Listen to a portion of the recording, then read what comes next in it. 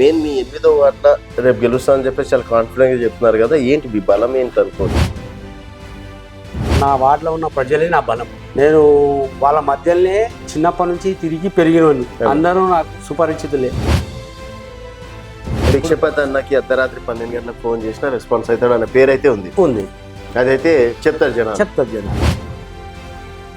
మనకు అయితే మా దగ్గర వచ్చి కూర్చొని కష్టం వచ్చిందని చెప్తారు. మనం దానికి స్పందించి పోయి వాళ్ళ కష్టాలు నాకు చేతనైనంత చేసి పెట్టాలి. మీరేమో మా హయాంలో రోడ్లు వేసినాం, మా హయాంలో స్ట్రీట్ లైట్ వేసినామని మీరు చెప్తున్నారు, మా హయాంలో పార్కులు అభివృద్ధి జరుగుతుందని పెద్ద పెద్ద పాంప్లెంట్స్ చేసుకుంటున్నారు. వాళ్ళేమో మేము 2 సంవత్సరాలు అంటే వాళ్ళు 10 సంవత్సరాల్లో చేసింది ఏం లేదు, తట్టేడు మన్ను కూడా తీయలేరు, 2 సంవత్సరాల్లో మా ఎమ్మెల్యే వచ్చి చేసినటువంటి అభివృద్ధి ఇదంతా అని చెప్పేసి వాళ్ళ ప్రచారం.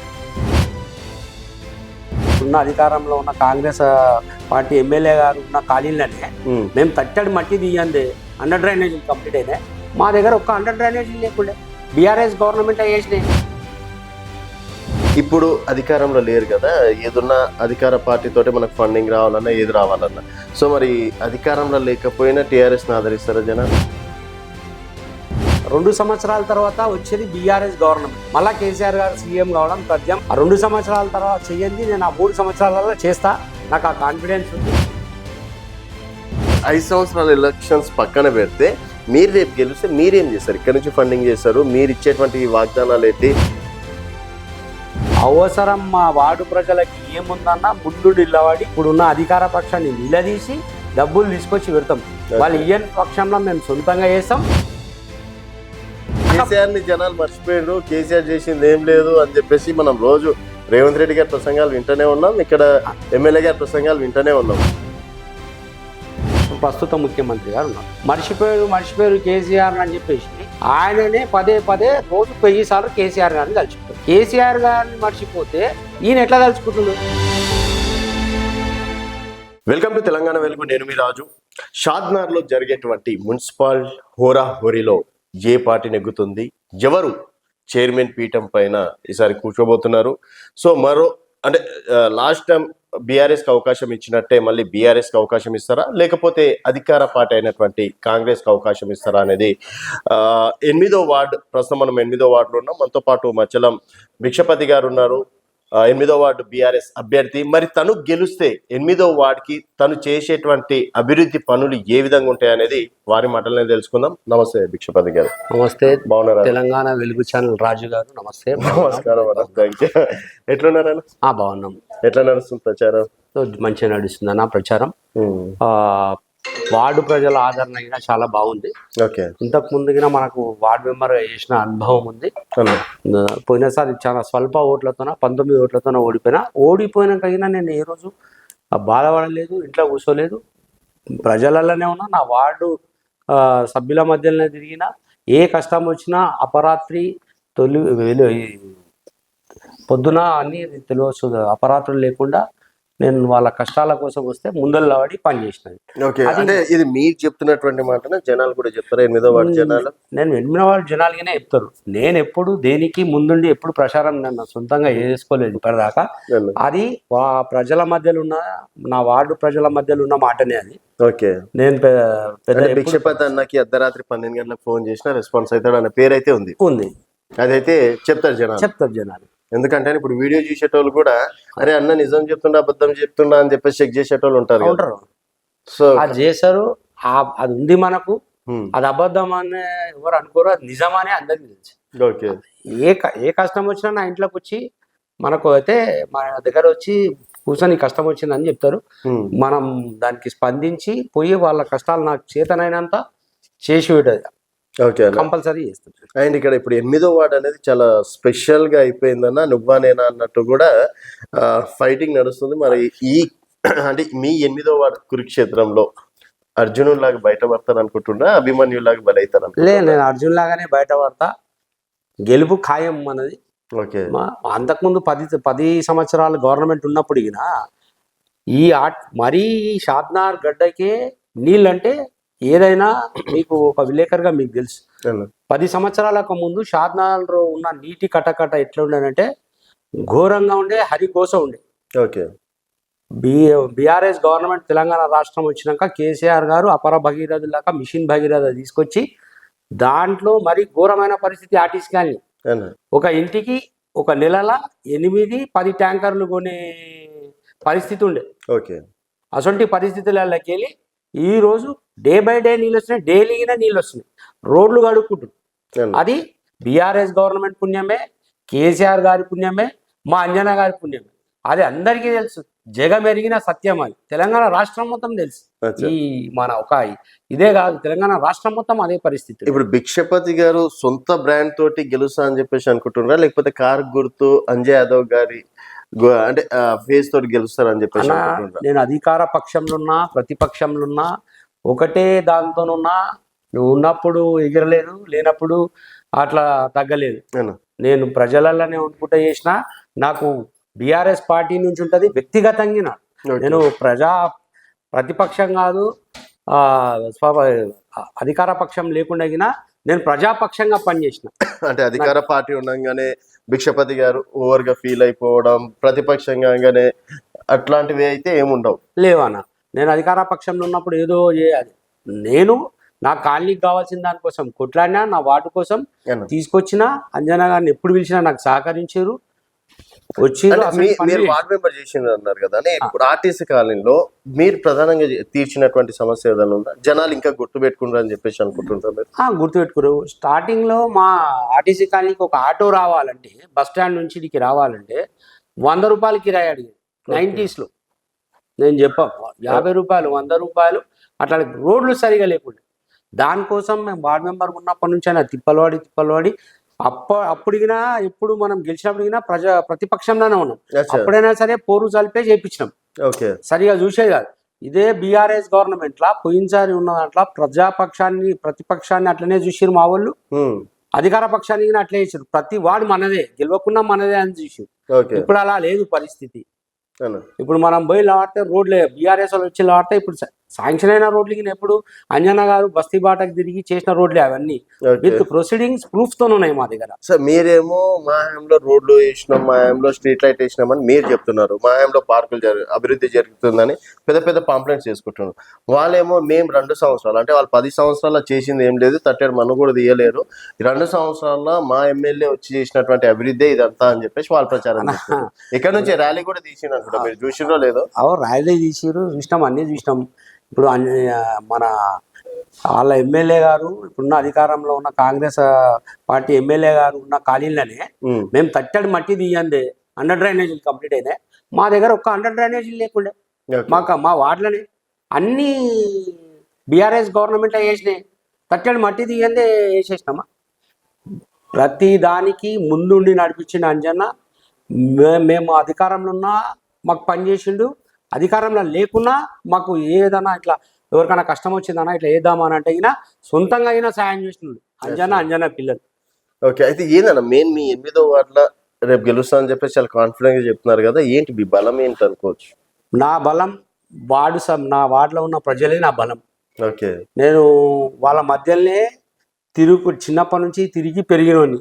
అందరూ నాకు సుపరిచితులే, అందరూ నన్ను అంత ఈజీగా మంచిగా ఆదరిస్తారు. అందుకోసమే వాళ్ళ మీద నాకు ఆ విశ్వాసం ఉన్నది.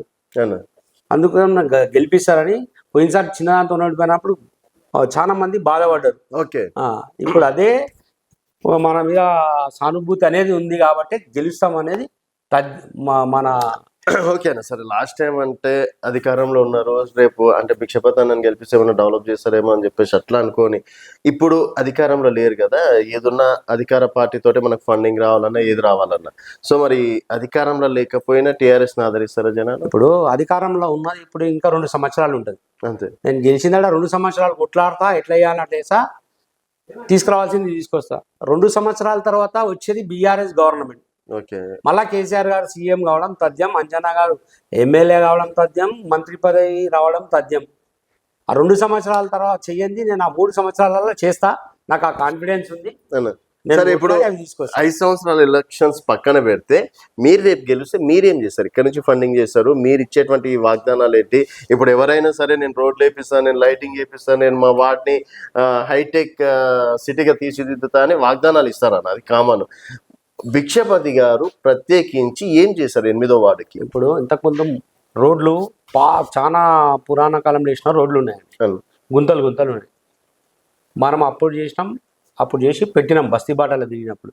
ఆ రోడ్లు ఫస్ట్ కంప్లీట్ చేపించేస్తారు. ఓకే. స్ట్రీట్ లైట్లు మేము అధికారంలో ఉన్నప్పుడు వేయించినాం, అధికారంలో లేనప్పుడు ఎవరు ఇట్లా ఉన్నాయంటే గిన మనం స్పందించి వేయించేసినాం స్ట్రీట్ లైట్లు గిన. ఓకే. హైమాక్స్ లైట్లు లేకుండా గ్రౌండ్లో పట్టుబట్టి మరీ హైమాక్స్ లైట్లు వేయించినాం. అవసరం మా వార్డు ప్రజలకి ఏముందన్నా ముందు నిలబడి ఇప్పుడున్న అధికార పక్షాన్ని నిలదీసి డబ్బులు తీసుకొచ్చి పెడతాం. వాళ్ళు ఇయ్యని పక్షంలో మేము సొంతంగా వేస్తాం. మా అంజనాల బలం కాబట్టి బీఆర్ఎస్ పార్టీ నుంచి తీసుకొచ్చి చేపిస్తామనే ధీమా మాకుంది. 100% చేపిస్తాం. సో ప్రజలైతే గుర్తుపెట్టుకున్నా మీరు చేసినటువంటి మంచి ఉందనా గుర్తు పెట్టుకురు కాబట్టి వాళ్ళకందరికీ తెలుసు. వాటర్ ట్యాంకర్లు వచ్చే కాలంలో బిందెలు తీసుకొని కొట్లాడుతున్నాయి, నల్లల్లాగా పెట్టిండే ఓకే ట్యాంకర్లకు అవును పెట్టి బిందెలు తీసుకొని కొట్లాడే పరిస్థితి ఉండే ఆడవాళ్ళ మహిళలకు. అటువంటి దాన్ని నేను అంజనా గారి పిల్లల సహకారంతోన ట్యాంకర్లు తెచ్చి దాంట్లకు పైపులు ఫిట్ చేసి సంపులలో పోసినాం. ఎవరి 4 ఇళ్ళకి 4 రమ్ములు అట్లా రోజు తప్పించి రోజు పోసుకుంటూ పోయినాం. ఒక్కొక్కరికి అవసరం ఉన్నప్పుడు ఏదైనా ఉందంటే ట్యాంకర్లు పోపించినాం, సొంతంగా పెట్టి చేసినాం. అది బాగా గుర్తించుకోరు మహిళలు కానీ అవి కానీ చెప్తారు. మనం ఇప్పుడు పోయినా చెప్తారు, మనం సాటుగా ఉన్నా చెప్తారు, మనం ఎదురుగా ఉన్నా చెప్తారు. అదైతే మర్చిపోలేరు, మర్చిపోలేదన్న మరవరిగిన మీ జనాలకు మీ మీద ఉన్న నమ్మకం, ఆ నమ్మకాన్ని నిలబెడతారు అనుకుంటున్నా 100% నిలబెడతా. ఓకే. అంటే ఇవి కాకుండా ఇంకేమన్నా చేశారా? అంటే ఇప్పుడు వెళ్తుంటే మనకు కొన్ని సమస్యలు అనేది వినిపిస్తుంటాయి, అట్లా మేజర్గా ఏమైనా సమస్యలు వింటున్నా? ఇప్పుడు నేను ఎట్లున్నా అంటే వాళ్ళ సంతోషం, నా వార్డు ప్రజల సంతోషం కూడా దావత్లా పోవచ్చు, కానీ వాళ్ళ ఇంటికి కష్టం వచ్చిందంటే ఎవరు ముందుంటారు అని వాళ్ళకి బాగా తెలుసు. ఓకే.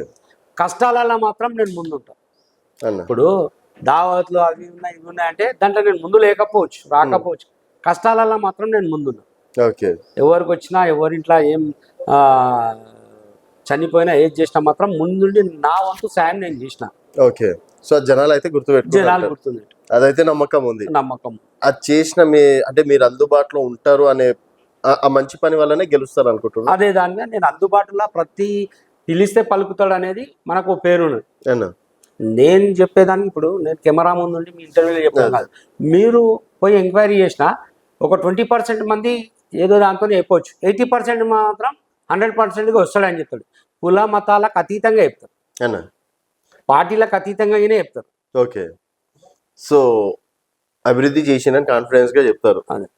జనాల దగ్గరికి వెళ్ళినా కూడా ఇదే మాట చెప్తాను. ఏదున్నా నేను మనసులో పెట్టుకోను, స్ట్రైట్ ఫార్వర్డ్ మాట్లాడి. ఓకే. ఎవరు వచ్చినా కూడా అందుబాటులో ఉంటారు. అందుబాటులో లీడర్ అనేటువంటి అందుబాటులో ఉంటే చాలు, సగం కష్టాలు తీరుతాయన్న. అది భిక్షపతి అన్నతోటి మేము చూడొచ్చు అంటారా? 100% అన్న దాని నిదర్శనం చెప్తుంది. ఏది వచ్చినా ఆడవాలి ఈడవాలి, కేసీఆర్ గారితో ఫోటో దిగాలి, కేటీఆర్ సార్తో ఫోటో దిగాలి. మా కేసీఆరే అంజన్న, మా కేటీఆరే మా అంజన్న, వాళ్ళ పిల్లలు వాళ్ళ ఎప్పుడు ఆ వార్డుకు సంబంధించిన దాంట్లోనే ఉన్నా నేను. ఏదో శాసనాల్లో ఏదో చేద్దాం, నా వార్డు సమస్యల గురించి పట్టించుకున్నా, నా వార్డులోనే తిరిగి నాకు ఆ పదవి కావాలి ఈ పదవి కావాలని ఈ రోజు నేను చేయలేదు. నా వార్డు ప్రజల సమస్యలు ఏమున్నా నేను నాకు ఇవి కావాలంటే చేసి. అయితే మీరు ఒక మాట అన్నారు అన్న, నేను ఓడిపోయిన తర్వాత నేను బాధపడడం కన్నా జనాలు ఎక్కువ బాధపడ్డారు అని చెప్పేసి అన్నారు మీరు. అదైతే నిజమనే చెప్తున్నా నేను. నేను చెప్పింది కాదు, నా మంచికి నేను చెప్పొచ్చు, నా గొప్పతనం కోసం చెప్పొచ్చు.